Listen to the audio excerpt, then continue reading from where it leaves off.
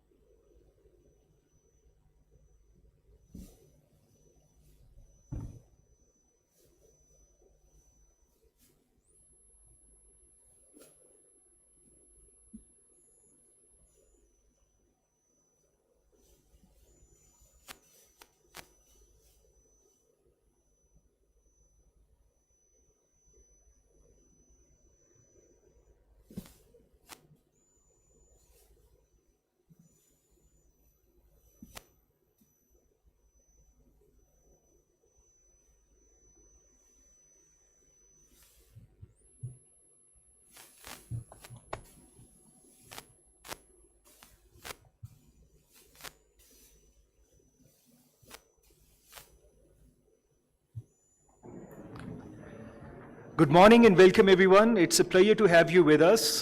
Sorry for the little bit of a delay, but all good things always come with a bit of a time price. We have Dan with us. We'll do the formal introduction later. But for now, thanks a lot for joining us and taking out the time. Most of you have already gone through the agenda, so you know what we are slated for the next 90 minutes. It's going to be a very quick and a fast-paced session where we want to pick a lot of your brains and also about the stakeholder groups that you represent across various challenges, opportunities, and quick action points that we have to see in order to shape high integrity carbon markets under Article 6. Without any further ado, I'm going to move on with our formal opening, and we are very pleased to have with us Dan Yoshpi, my apologies. And Dan is the chairman of the board of directors of the Yoshpi Maxion and a member of the boards of WEG Marco Polo and Embraer. He also serves as one of the vice presidents of FISP, which is the Federation of Industries in Sao Paulo, and a board member of the Sindipecas.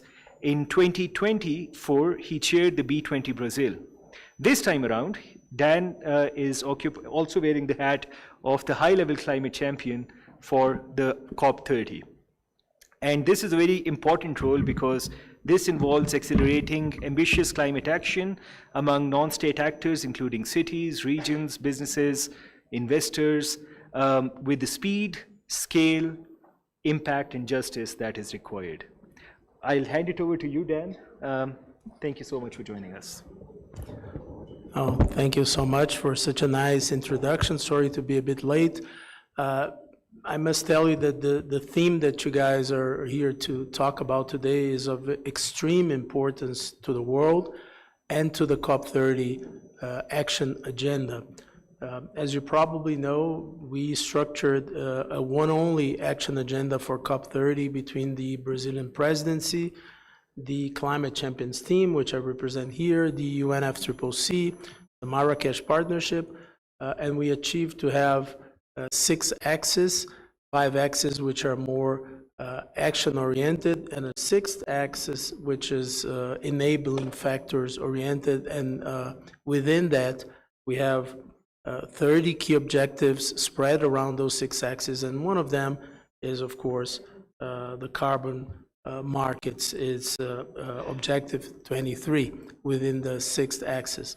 The Brazilian government, in parallel, also put up a task force to make sure that throughout this cycle of COP30, countries and financial institutions and whoever is involved in this team go back as much as possible to the table to bring up as much as possible the carbon credit market, because we do see that as probably the leading financing or economic transfer source over time.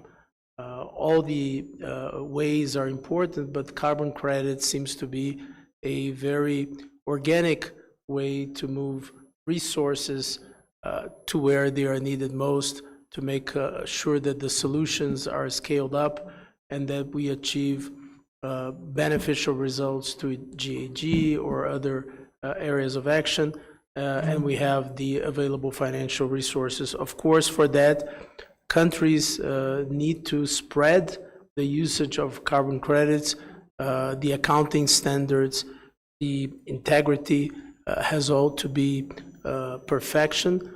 I think we already have some regions moving ahead on that, but a lot of regions are still slow and they need to speed up.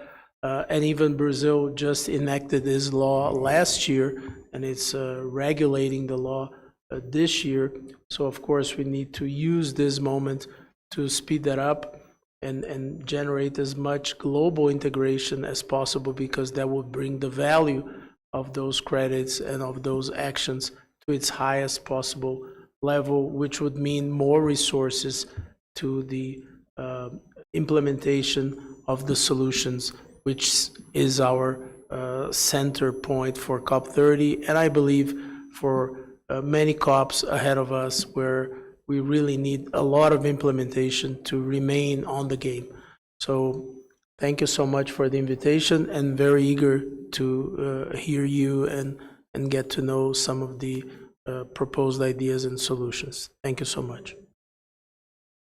Thank you, Dan, for joining us, and it promises to be a very interesting discussion with all the diversity that we have in the space of carbon markets. I would now like to invite Perumal Arumugam, who is the manager at our unit on markets, non-markets, and stakeholder interaction at the Climate Change Secretariat. Many of you who've been representing your parties as negotiators are no strangers to this guy. But for all the others, he has been an instrumental force in making Article 6 happen through the UNFCCC process together with the parties. Over to you, Perumal. Thanks, Zubair, for the introduction, and welcome to all of you. Great to have you all here, and great to see many faces. Like Zubair tried to isolate me with my relationship only to parties, but I was also a market player when KP was really on the song, so I could still see some KP players out here. So good to see many of the known faces from all different types of communities, from the private sector, the think tanks, the people who undertake modeling and exercises, industry associations.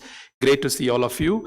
And thanks, Dan, for taking your time and coming to provide these opening remarks. It means a lot. For two reasons. One, I think within the Paris Agreement architecture, where there's a direct relationship that has been enshrined for relationship between the private and the public, is in relation to carbon markets and Article 6. Even though it's a voluntary cooperation for countries to engage, what's very clear is that this is one article where it brings and bridges between the both sectors, both from private as well as public.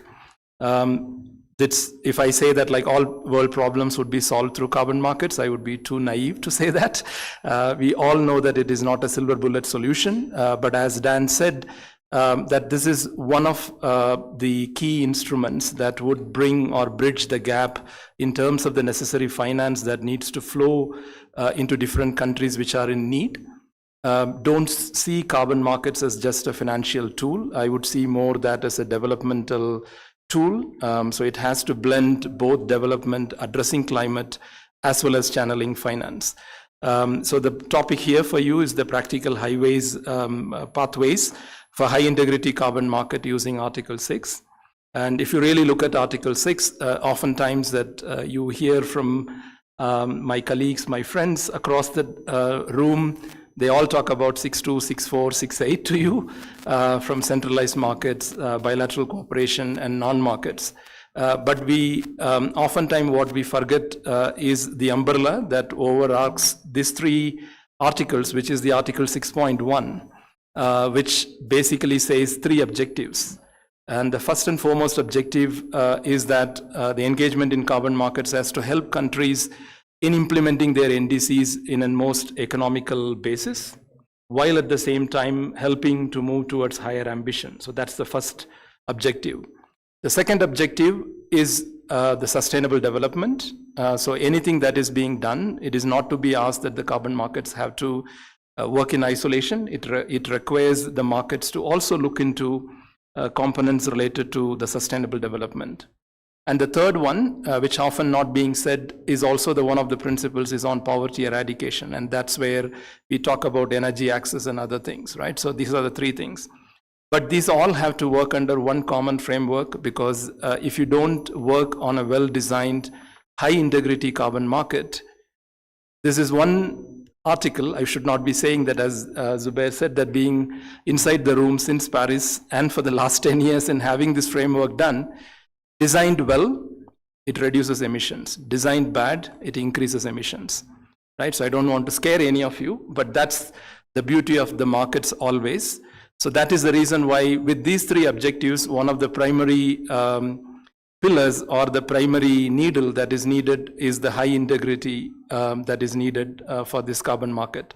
And we are all here to work around the different practical solutions from different perspectives, and I think Zubair will go through what are the different, 4 different stakeholders here we have in order to identify a practicable, implementable solutions because everyone says that yes, carbon markets has to facilitate NDC implementation. The crux of the matter is the devil is in the details, because still countries are grappling with, as Dan said, that why it is taking time. Unlike in Kyoto, where we had a quick start, compared to now, is because many of the countries have the binary solution of one being a supplier and one being a buyer. But we have changed from that now.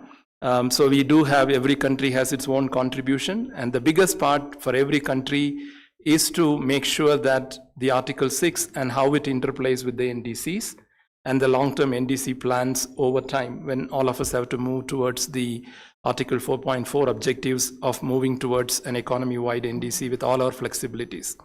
So I'm sure that this conversation today will bring some practical solutions, not necessarily only for this region, but for the globe, but also specifically also to identify the place where we are, what kind of solutions that it could bring in. So I wish you all a great discussion. I'm happy to contribute also in the discussions and take it forward on how UNFCCC could help within our limits to assist in addressing the practical ways to channel finance towards implementation. Thank you so much. Over to you, Zubair.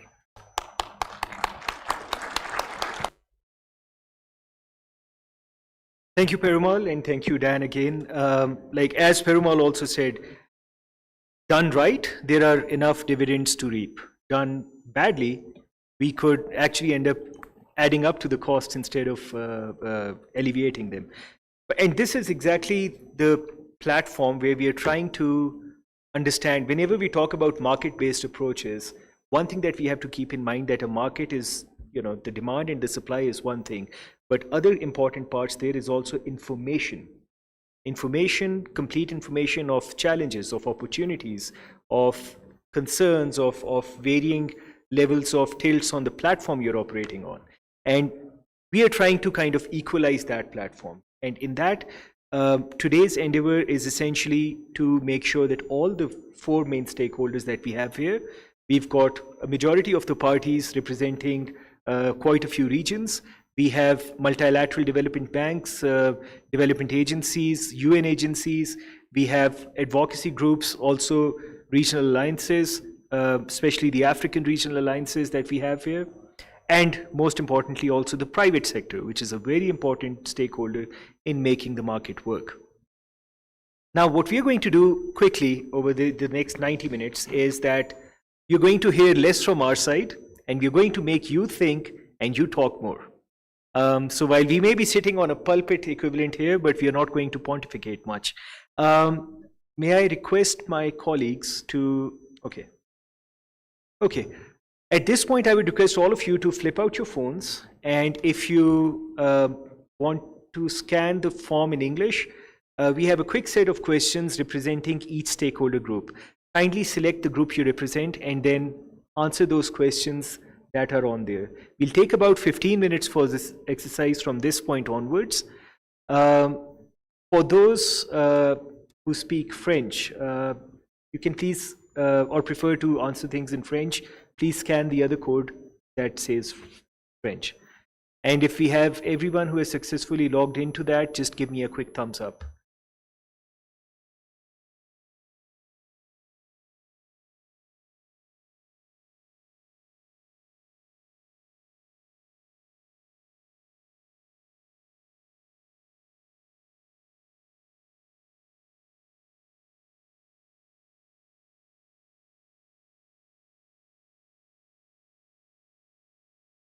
And while you're scanning this, let me just give you a quick brief. It was mentioned in the agenda, but what we want to do here is that we want you to think about at least one actionable lesson or solution, one key challenge, and one urgent need for collaboration or capacity support across any of the themes that include policy and institutional matters, investment and financing, integrity and safeguards, and capacity and readiness in the broadest sense of the terms.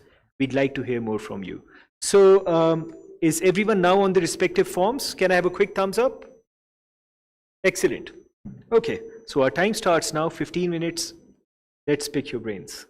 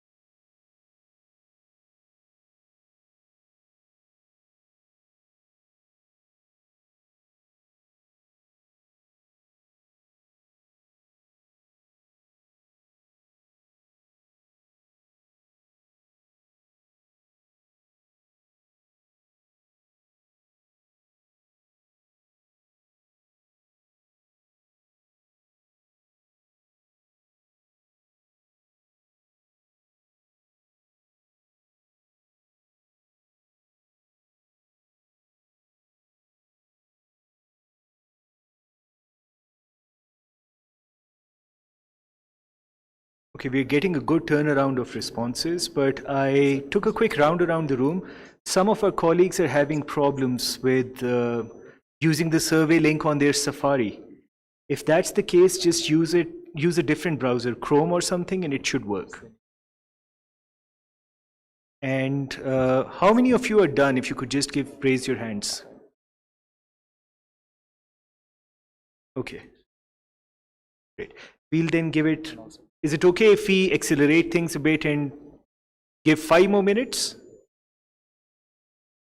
Okay.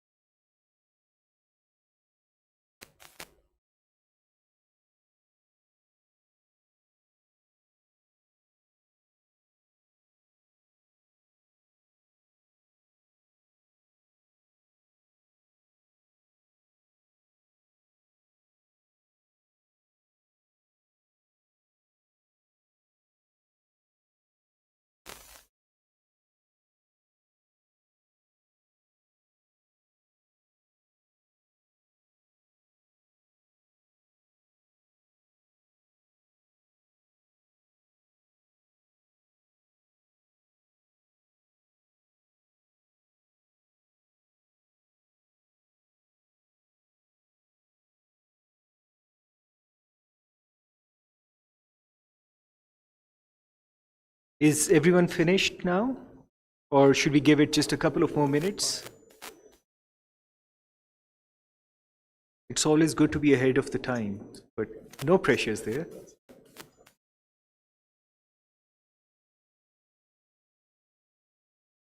A quick show of hands for all those who've already completed once again, please. Okay, that's quite a few. Would it be okay if we then move on to the next part of this discussion? So now, hold on, let me pick up. Okay, so now first thing that we did was try to solicit your individual inputs on the wide array of questions that you've just answered, specific to your stakeholder groups. But now we would like to take that into a collective discussion. So on your own respective tables, I see you're all mostly sitting on the tables that are assigned to your stakeholder group. We would like you to discuss with each other what are the most significant and practical barriers that you encounter, also some of the main untapped opportunities for engaging under Article 6, particularly under the recent Paris Agreement crediting mechanism. And second question that we would like to get your insights on are what existing capacity, policies, or partnership is needed, or in this case, missing from the equation in your respective contexts, or for the UN and the multilateral development banks, the ones that you serve, right? The questions are also on the screen, but each table has a moderator who will also conduct these discussions, get the conversation going, and then report back in the next round. Okay, we'll spend another 15-20 minutes on it. We've finished the first session ahead of time, so we have about, if need be, we'll give you 5 more minutes for the discussion. But let's start for now. Can all the rapporteurs of the respective, in case you don't already have one assigned, can you first do this, that you talk to each other and decide who's going to moderate and be the rapporteur for the next session? Is everything clear? Okay. All right, so we start the time then now for the next 15 minutes, and we'll extend it to another 5 if needed.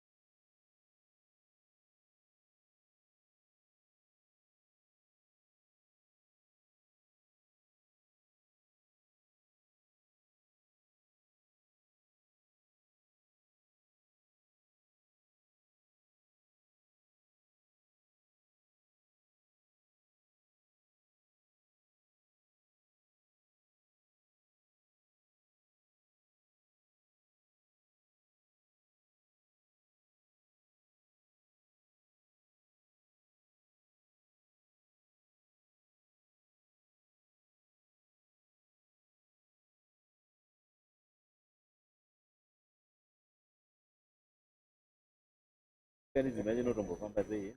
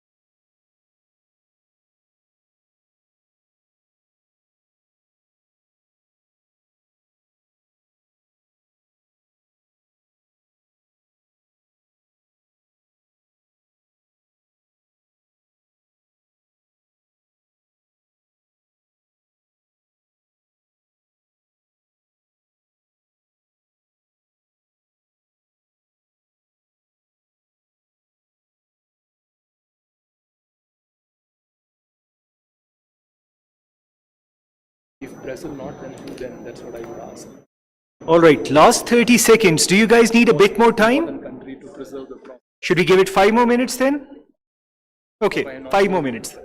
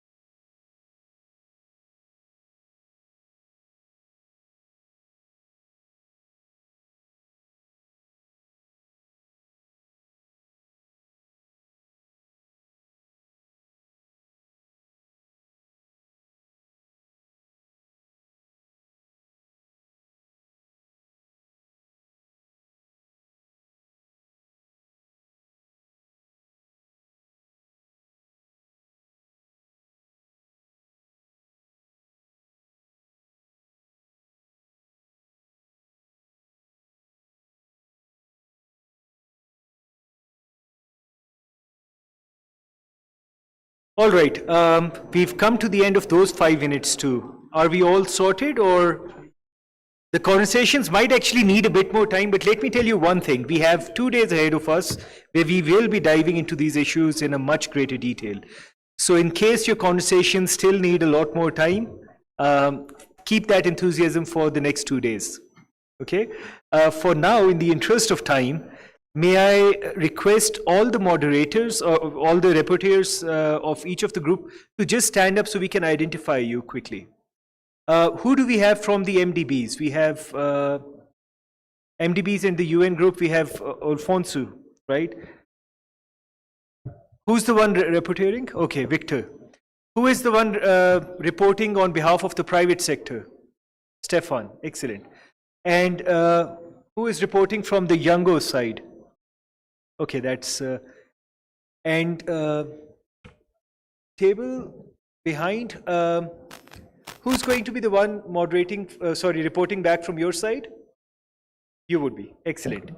How about we start with the parties first? There are apparently discussions still going on there. But can we have? Sorry.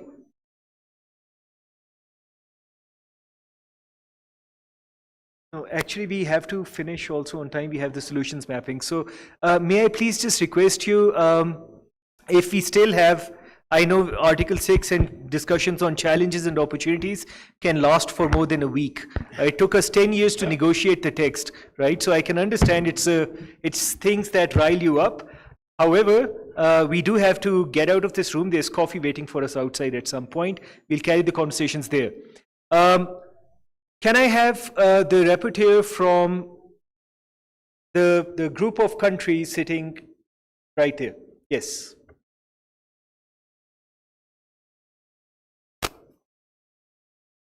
Could you please state your name and then give us a quick roundup in a minute or two of the key discussions in your group?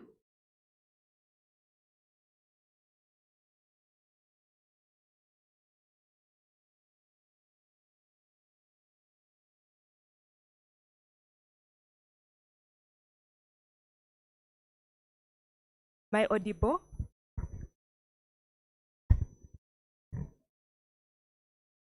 My name is Bridget Nimsima from Uganda.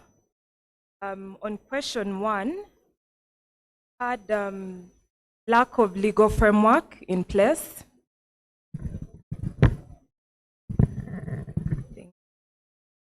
Then we had limited technical capacity, institutional and technical capacity building.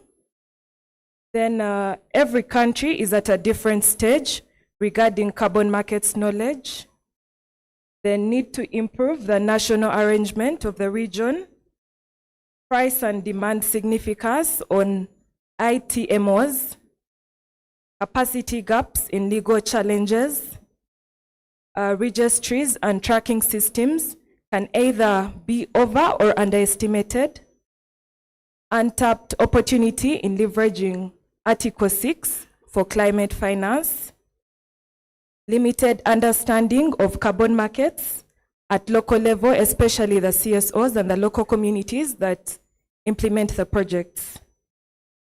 Then supply and demand issues, high costs involved in carbon projects development, and fair share of price for Africa. Thank you. So my colleague will present question 2.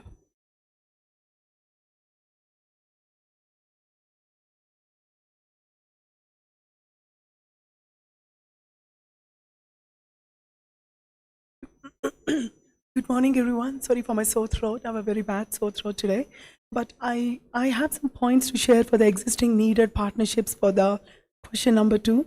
So some of the points I think I would like to share is on the existing needed partnerships is public-private dialogue platforms, south-to-south knowledge sharing, finance and government matchmaking, especially the public-private dialogue platforms. I think mechanisms to bring government, private developers, and local communities together are missing or underdeveloped. And south-to-south knowledge sharing beyond isolated examples, example Ghana or Thailand, there is no consistent peer learning platform for Article 6 host countries. And finance government matchmaking, donors and DFIs are active, but there are limited structured forums to connect ITMO pipeline with buyers and finances. That's it really. Thank you so much. Thank you. We'll take like 2 rounds of feedback from the parties, and then we will move to some of the other stakeholder groups before coming back to the parties again. But I'm going to go to the farthest corner of the room where we've got a predominantly Latin American table, they call themselves. May I please request your rapporteur to please come up and share what was discussed?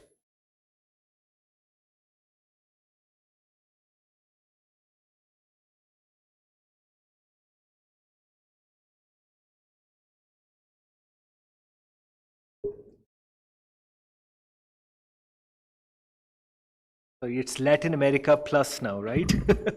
Over Thank to you you, for ma'am. putting us on the spot. Well, yes, we were discussing that most of the barriers, we were Paraguay, Panama, Costa Rica. We were discussing that the main barrier right now is the knowledge within the Article 6 and their implementation.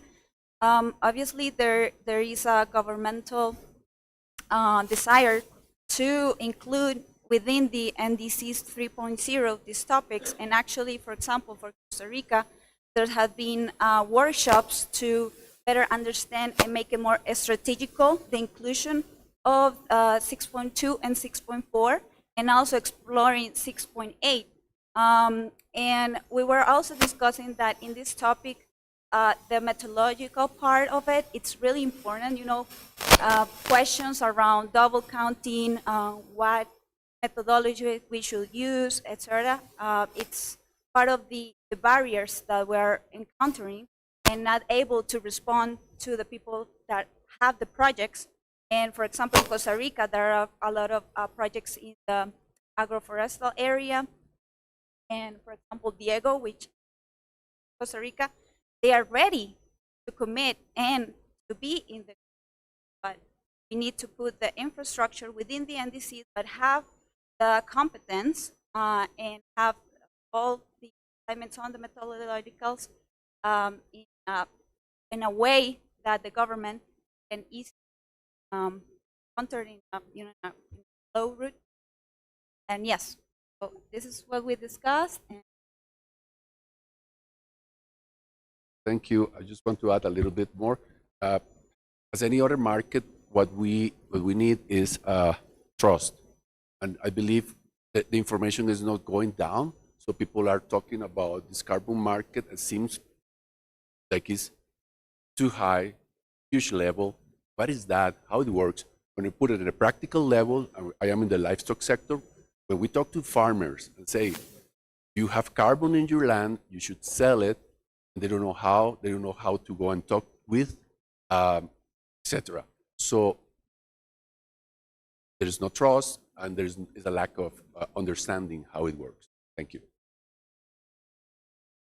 Thank you. That's quite insightful, actually. We'll come on to it later.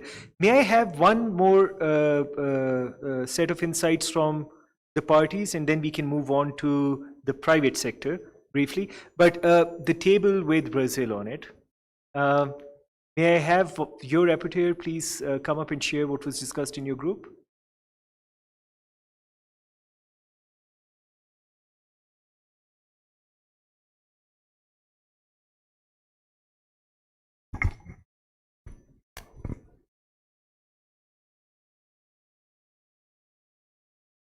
Hi, thank you. I took a few notes and my colleague will also complement, but I think one of the points that was raised was the need for more support to structure the DNA's office. So a lot of difficulties for the lack of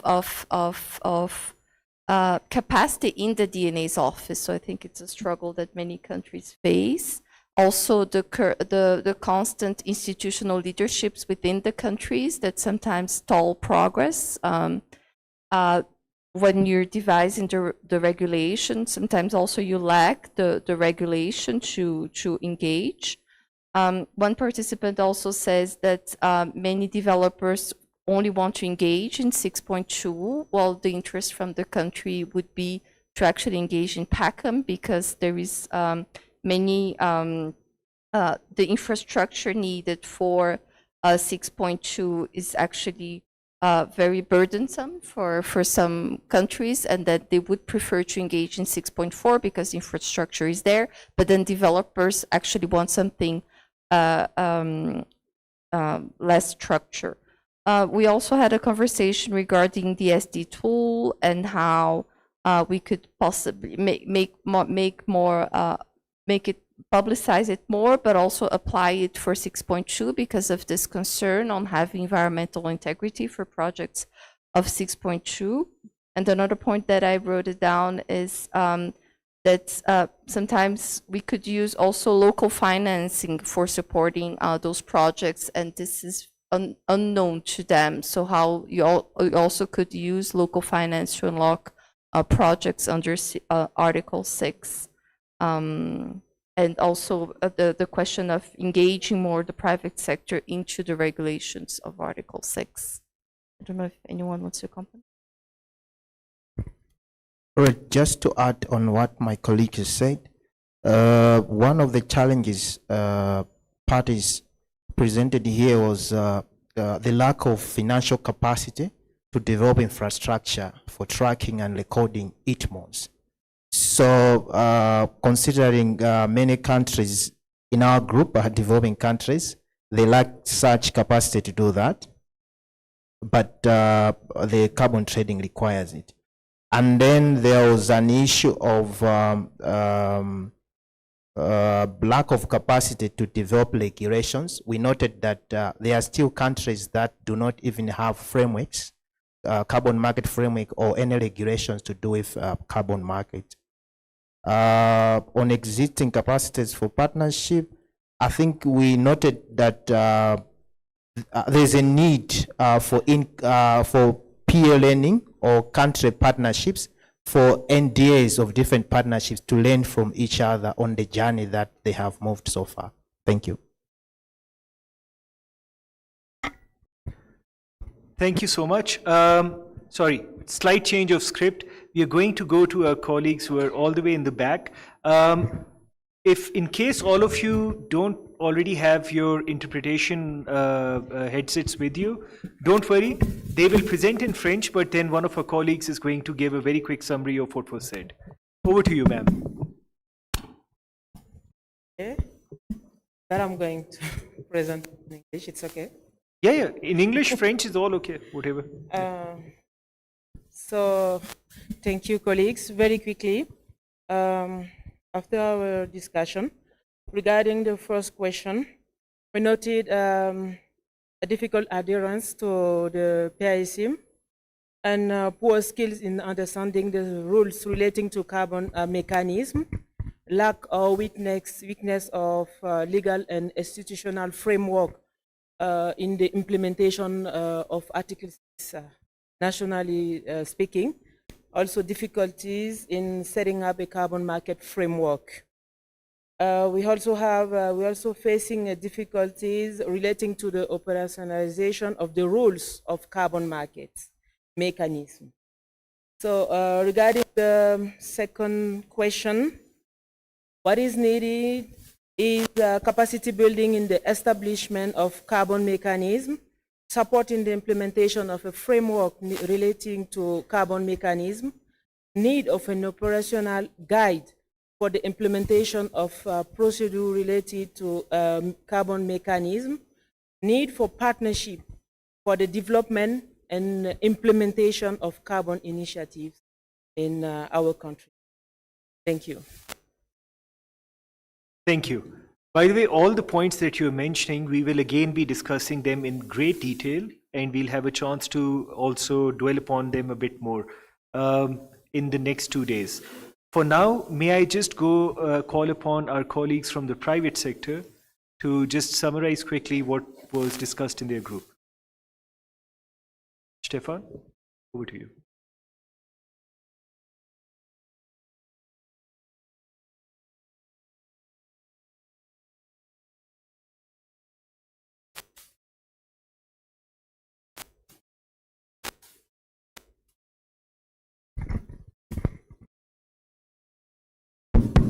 Thank you. On the first question, there was a strong consensus that, one issue is we're building the plane while we're flying it. Sounds a bit like learning by doing from the old days, but still, it's a new phenomenon here. And one issue that private sector is facing, clearly, a strong consensus also, that there is a lack of clarity in the seller countries on the regulations. That could be a temporary issue because the Article 6 rulebook, as we well know, was just recently agreed. Now governments are translating that into their national frameworks. However, even when those frameworks exist, sometimes open questions remain. And then a related complementary issue is that private sector often faces the issues that there's not enough counterpart and experts in governments that are able to answer questions private sector has. So that was one issue.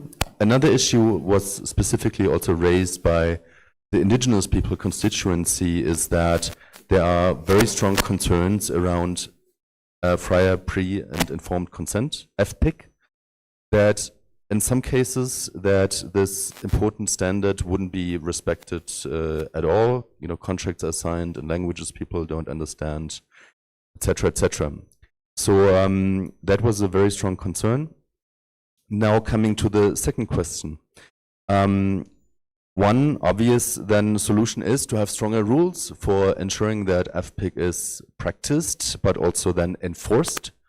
That was a very important concern for determining the self-determination of indigenous people communities.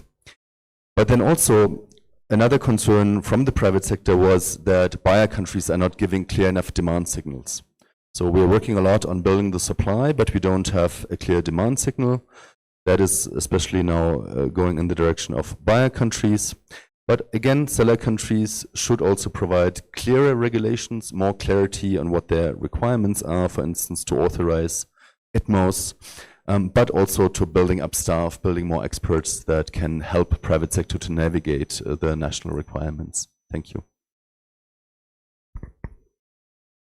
Thank you. Because you also reflected the indigenous groups, this might also be the time for us to move to another constituency group. Thank you, Stefan, for relaying the private sector point of view, but may I just call upon the regional advocacy group alliances to share what was discussed in their group.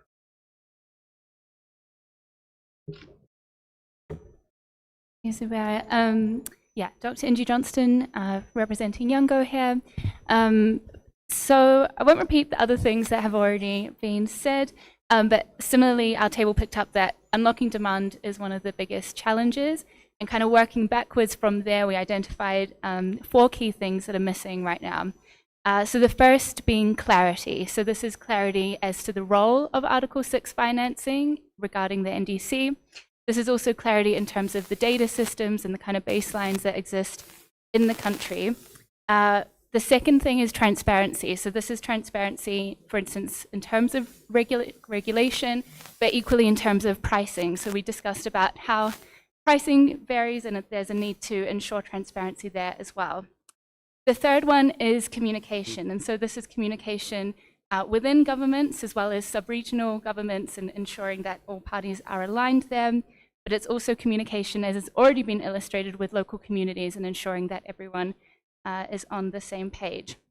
And the last one is capacity. So that capacity also links back to internally within the governments and ensuring that they're equipped, but equally in terms of the private sector within their own nations. And the regional alliances here have been doing great work on identifying those gaps, but much more financing support is needed to unlock that further. And there was also discussion about the progress in terms of national Article 6 platforms, which really do bring all the different stakeholders together, right from the financiers to the project developers, academia, as well as governments and other implementers. And so this being a key way to kind of address some of the blockages, because similarly we discussed how Article 6.2 brings with it a lot of transaction costs that 6.4 does not have as much of, so there's progress and opportunity in that. Thank you. Any other points from? Okay, good. In the interest of time, I would just want to move to the last part where we've all flagged some of the challenges. And then we also have some of our partners who are present here to talk a bit about the solutions and some of the offerings that they have. But before we get into that part, may I just ask if there's any party that is still left that has anything different to say than what has been raised till now? Some of the themes that have come up, things related to lack of clarity on processes, knowledge gaps, need for more capacity building and networks, and issues around the lack of national frameworks or technical frameworks and all that. Anything in addition to these 4 points that have still not been raised by any party?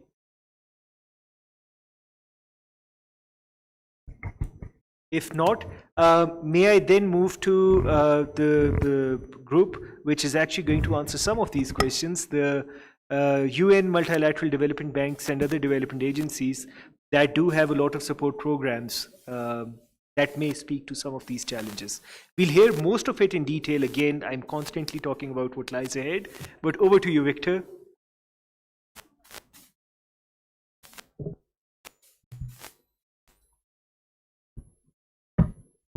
Hello, can you hear me?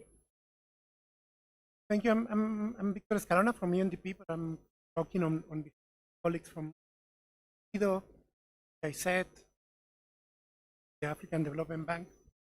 I think we have discussed a lot the need of readiness, but one of the questions that we have asked ourselves is how do we define readiness? And there are readiness from the needed for countries on the technical aspects and on how to measure, how to account for new projects, but also on the administrative side, right? On the administrative side of the mechanism, of the back mechanism on Article 6.2 as well. But also it was raised that the private sector also needs some capacity.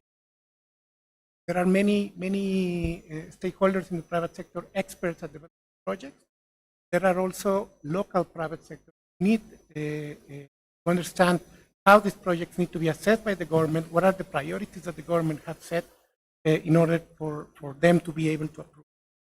So one thing that we discuss is that understanding readiness among a region is very difficult. We don't have a standardized format to understand readiness. One way is to establish an index where we could make a quick consultation and understand the different level that a country can have in this readiness pathway. From the very beginning to those that are already implementing projects and authorizing projects.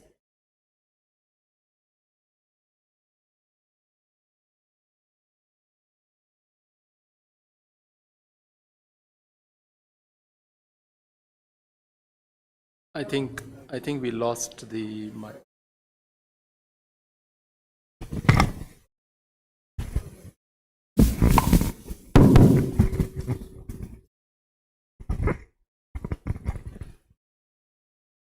Sorry, technical difficulties. From the donor perspective, there's also the need to understand this better, because in this regard, that there could be an avoidance in duplication of efforts, there could be more efficiency, and this will translate into better arguments for cooperation agencies to ask for additional funds for countries.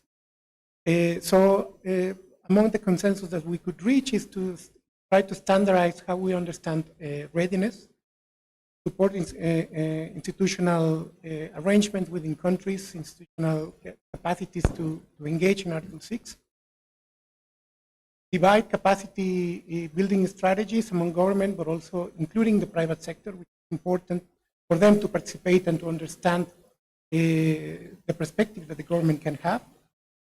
And finally, to build a partnership model among agencies and together with the countries, which have a very important role in terms of ownership of the support needed for better funding allocation and improve readiness support. Thank you.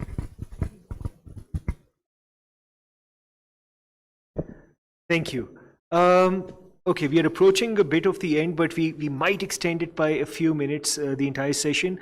I would like to highlight that some of the inputs that have been given by this group on on the support offerings that are through multiple programs and initiatives. We will be discussing them in a greater detail for the Unlocking Finance event over the 5th and 6th that you all are aware of. For now, I also wanted to quickly highlight that as part of the implementation lab, we had also called for a set of solutions, and a lot of, especially those that had some experience in implementing some programs or had some plans of engagement with the parties in the region. As a result of that call for solutions, there was we have the representatives of perspectives who wanted to give a quick insight on what they're trying to do in developing the Article 6 project pipelines. Again, may I just request you to be a little bit brief on that, because we'll have some time in the next tomorrow or the day after to dwell deeper into it. But for now, just to flag it that for some of the participants who may have some pending queries on pipeline related issues or activity development, they might have some answers coming from you, but we'll also be walking them through later on. Over to you, Alicia. Thank you very much, Zubair. Hi, colleagues. My name is Alicia Schmid. I'm with Perspectives Climate Research, and we have submitted this solution on behalf of the Carbon Market Mechanism Working Group, which is a forum allowing for technical expert discussions on high-integrity carbon market and programmatic scaling. So I want to highlight 4 key points that hopefully also tie in the discussions and very fruitful exchanges we just had. First of all, please allow me to start with the opportunity to drive carbon markets at scale is now. After we have negotiated for many years, now we have an opportunity to really demonstrate that carbon markets are a viable instrument and that they can work. And applying high integrity criteria is crucial to ensure that we have a responsible use and an effectiveness of carbon markets, which brings me to the second point I would like to highlight. We have talked a lot about high integrity now, but I want to emphasize once more why it is so crucial that we put an emphasis on this, and especially because Article 6 is an instrument to implement countries' NDCs. And it's crucial to align carbon markets with national priorities and carbon market strategies. Also, for a functioning carbon market, it's vital that we ensure a trust in quality, because without it, we will not accelerate investments and we will not get the demand signals that we need, and the market might ultimately fail. With the PACM, we now have a new benchmark for integrity with stringent requirements for additionality demonstration, baseline setting, and environmental and social safeguards. So to roll out the PACM, 3 things I deem especially crucial. First, that the quality principles set by the PACM, for example, baselines below business as usual, are translated into high integrity methodologies, and that secondly, those methodologies are then applied stringently for high integrity activities, and that there is an alignment of projects and programs with national country NDCs and priorities. What is vital in my opinion is expanding programs of activities to allow to deliver mitigation at scale. Program of activities were one of the key success factors in the past, and they shifted CDM activities towards the African continent. Whereas only 3% of total projects were registered in Africa, over 30% of programs of activities were on the African continent. So this already shows that there is a considerable portfolio in the region. And also in the Paris Agreement era, program of activities can be an instrument and a faster way to deliver mitigation at scale. Here, the transition of activities from the CDM, the Clean Development Mechanism, to the Paris Agreement crediting mechanism can be a catalyzer for activities that are already up and running. Here it's especially crucial, and let me highlight this, that host countries only have until the end of the year to evaluate the eligibility of activities. Lastly, on the way forward, and we have discussed that here, and I think it was mentioned in many interventions, that collaboration is key to accelerating high integrity carbon credit pipelines. So they depend on partnerships of governments, private sector, investors, but also buyer countries to overcome financial, technical, and regulatory barriers. Host countries can ensure participation requirements are met, for example, by transparently communicating their authorization procedures, their approach to accounting and reporting, where the private sector has a crucial role to play in bringing in their expertise in methodology development, but also in implementing activities and mobilizing large-scale investments. With a focus on high-hanging fruits, the African continent has a great potential to also tap into carbon market activities with new activity types, for example, e-mobility, agroforestry, blue carbon, and green industrialization, for example, with green hydrogen. High-integrity carbon credit pipelines can promote climate resilience and sustainable development, if we get it right. And the success and swift implementation will require global partnerships. Thank you very much. Thank you. Mbai.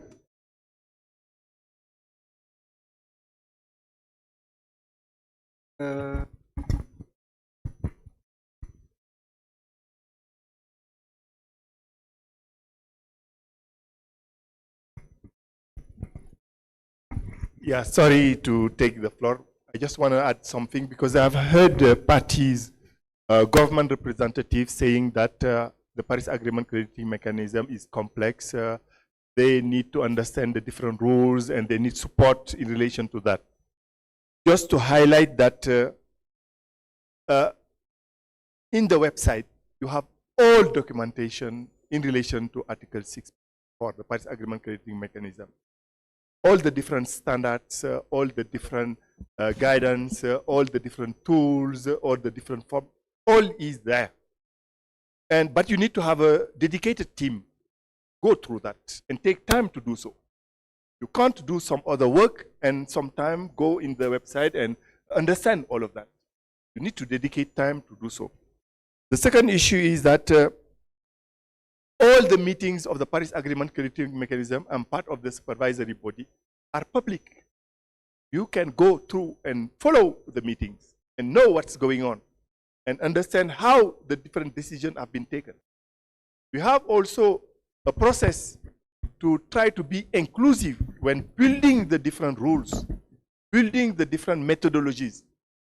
We see the participation of some institutions, private sector, some consultancy firm, but there are very few parties, governments following those meetings. You can be in Bonn, participating to those meetings. You can provide your input, your submissions to influence and take your concern to be taken into account when building the rules, instead of waiting until the rules are set up and saying it's too complicated. I just wanted to invite parties to be more involved in this process. It's their process. They are the one that under the CMA set up this mechanism. And there we expect from them provide their input and in building the different rules. Thank you.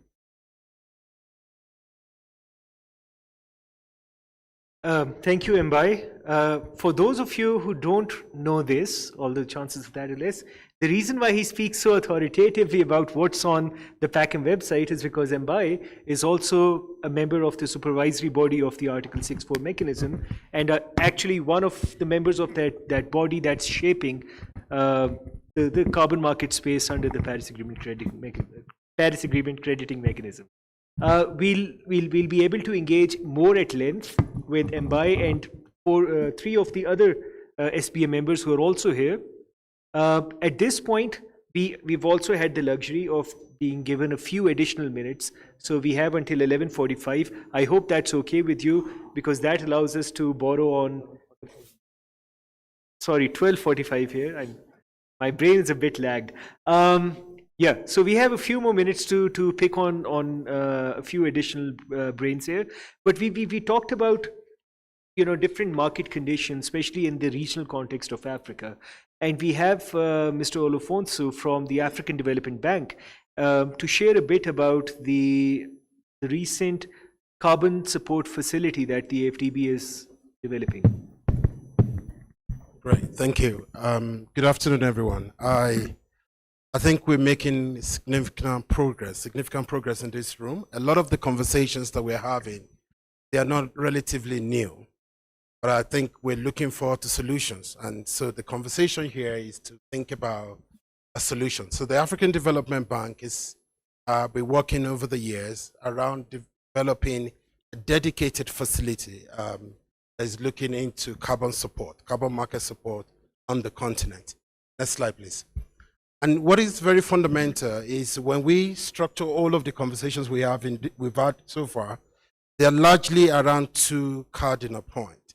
Some are very much around upstream conversation, policy framework in the country, institutional capacity, regulatory systems, the ability to provide policy incentives to private sector, whatever it is. And that conversation is very important because you need that in the country. So what we're looking at the AFDB is basically a demand-driven, a special fund of a sort that is able to help us increase Africa countries' participation in the carbon market. This is very fundamental because many of you know that Africa really missed out in the Kyoto era.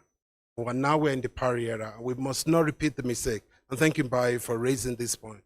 But also we have an opportunity to do things differently. I don't think high integrity or high quality should be something that cannot be achieved. I think it should be very, at the minimum, the norm. And we think it's possible to use a financial tool to achieve high integrity carbon ecosystem.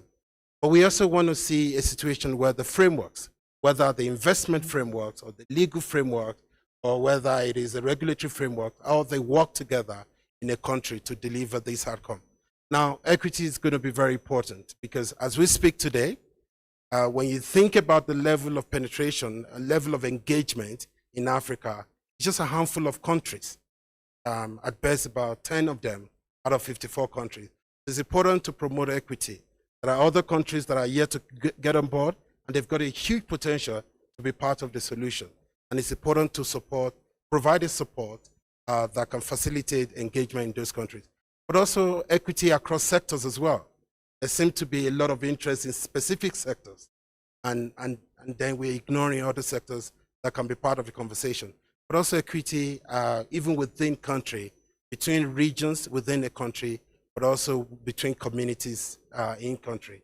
And that's our plan, to build this purpose-built bridge to be able to bring the upstream part closer to the downstream. Next slide, please. And I want to end by talking about just our approach. Our approach is to look at a facility that can engage at two levels. The first is an upstream engagement, helping countries, helping all of the actors that are important to that conversation, bringing them together, providing the support that they need. In some countries, and this support, they have to be targeted. In some countries, they've moved beyond designing a carbon activation plan or a policy framework. It's about developing either a whitelist in the case of Article 6.2 or developing a rule of engagement in country for all the players. So it's important to understand what countries need and be able to provide targeted support. In some other countries, it's about jumpstarting the idea. And what is interesting is all of African countries that have produced their latest NDC or even the previous NDC have referred to carbon market as part of the opportunity for carbon finance. But then the how becomes a question. And so we're looking at the possibility of this facility doing that. The second part is what some of our colleagues from the private sector have said. Now, it's not important to just have a perfect framework, a perfect enabling environment, if you cannot create project development and market on the ground. And there are specific barriers to private sector engagement on the ground. The carbon market is a performance market. It's not an idea market. You don't get paid for good intention. You get paid for result on the ground. And so to achieve those results, there are things that you need to do, and we provide a mix of instruments. Unfortunately, the slide is not coming out, and because it captures all of those upstream and downstream. Good, this point. And it's important to understand that even across these different levels, there are different layers of work to be done. And we are looking at the possibility to be able to work with different countries. So some countries, they've moved beyond upstream engagement because the likes of the organizations like GGGI, GIZ, UNDP, World Bank have provided some level of support, which is probably coming to work and take them forward.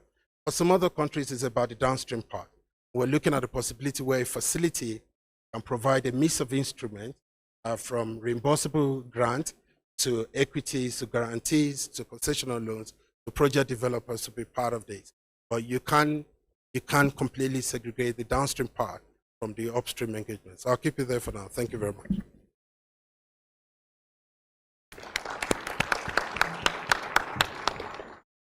Thank you so much. At this point, may I request the colleagues? Yeah, okay, perfect. Thank you. I think we've had a rich, even though I think we would have required a lot more time for it, but just to let you know that this discussion does not stop here. It's a little pause. We're going to resume in much greater detail. This was to serve as a trailer to the movie that follows. So for now, in the interest of time, I'm going to hand it over to Dan for his closing comments, and then we'll deal with the closing. Just would like to thank all of you for me, an amazing session, and that's what we need to go deep into the issues, get as detailed as possible, and try to move forward with those mechanisms, solutions, because that's what the world needs, and that's what COP30 is all about. It's implementation, including carbon credit markets. Thank you so much.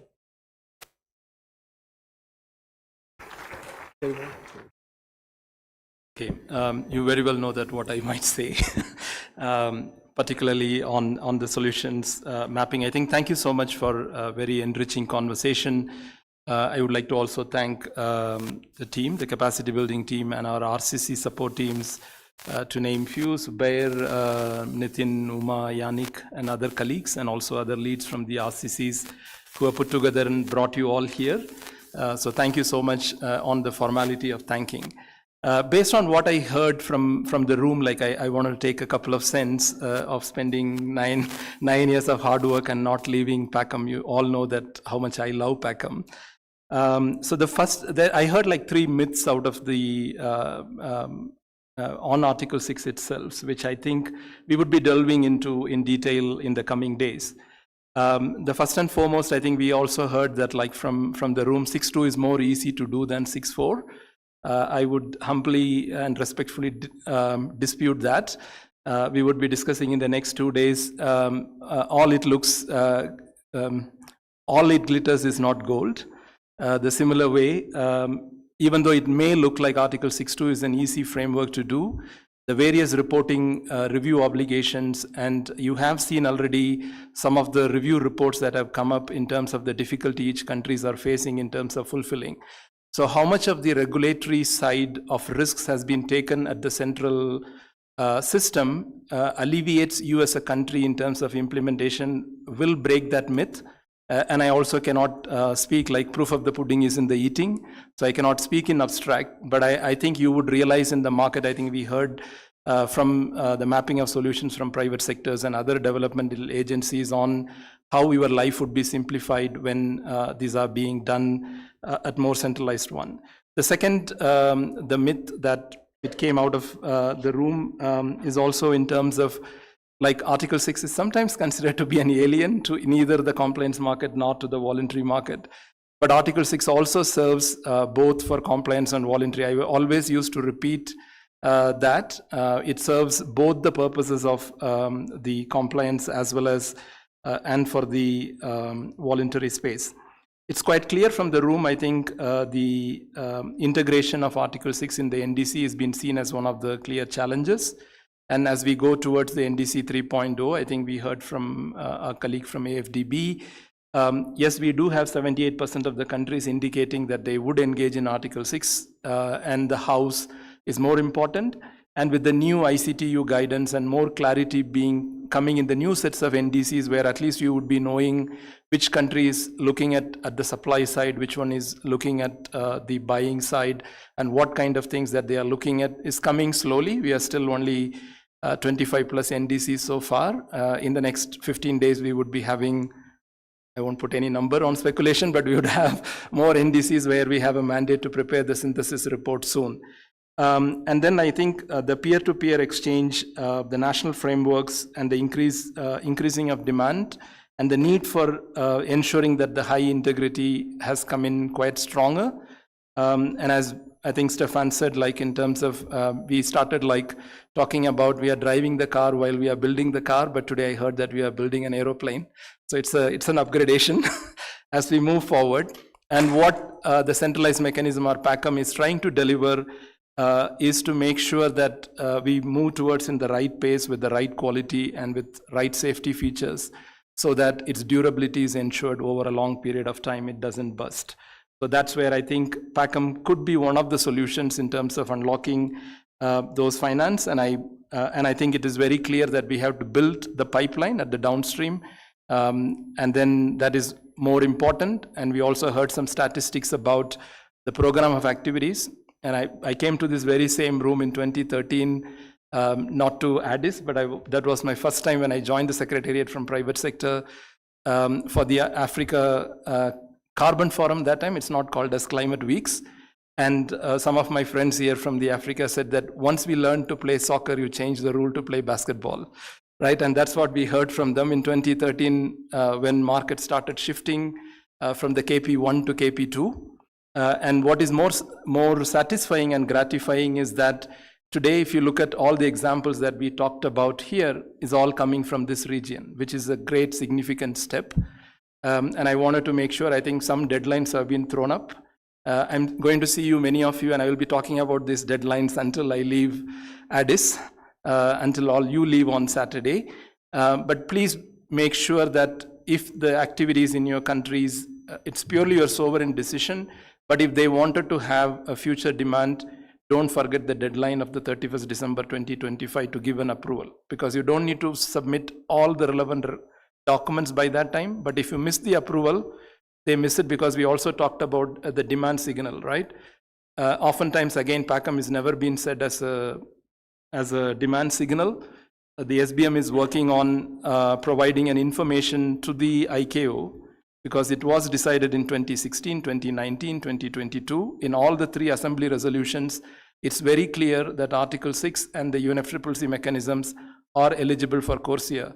So if you are going to allow for transition of these activities, they have a huge demand coming up very soon, even within the CORSIA market. So we are talking about demand. Keep that in mind. The 31st of December is your deadline, unless in Brazil, people renegotiate the dates, which I doubt, which is not going to, at least in my sense, I don't think that will happen. So I think there is a demand signal, so we should capitalize on that. And then in terms of the support, I think we have been trying to provide those support, and we are happy to hear from you on what additional supports that we can provide along with our partners in the room, be it industry associations, be it our sister agencies from the UN, from our development banks, from our alliances, and from our parties together, how we can provide. And then finally, I think carbon markets to survive. I'm sure that some of you might smile. I know that at least beyond you will smile of my when I say, if really carbon markets have to unlock finance, that's the topic, it has to meet 4 fundamental concepts: supplementarity, integrity, fungibility, and transparency. Any carbon market that do not deliver that will never deliver the scale and the finance that is needed to unlock the carbon market. So that's where it is important. The supplementarity, the fungibility, the integrity, and the transparency. Which mechanism, which system, which solution offers it, you will hear it more in the coming days. Thank you. Thank you, Perumal. There's nothing else for me to say anything pleasant for the closing. You've dropped the mic on that. But what I would say yet again, I think I've over-advertised the next 2 days. But just bear with me for one more time. The agenda and everything is available on the screen. Just scan the QR code. We would be diving into every single of the topics that we've talked about today in far greater detail. And by the end of those 2 days, you'll realize even those 2 days weren't enough. But then we'll organize another workshop and hope to see you then. Until then, enjoy your lunch. See you tomorrow. Goodbye.